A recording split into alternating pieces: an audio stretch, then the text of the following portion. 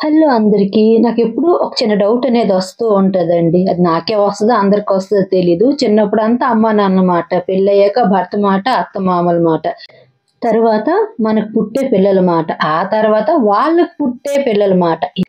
ఇదేనా మన జీవితం అని.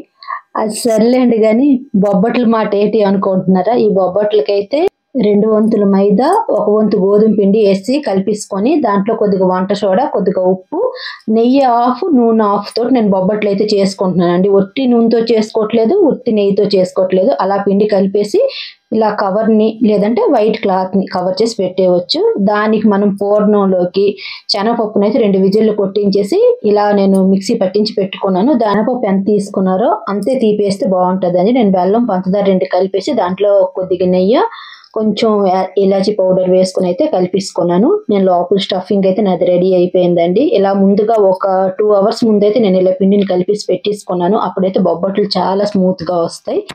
మీరు బొబ్బట్లని ఏ సైజులో తీసుకోవాలనేది అది మీరు చూసుకోవాలండి. నేనైతే కొంచెం పెద్ద సైజులోనే చేసుకున్నాను.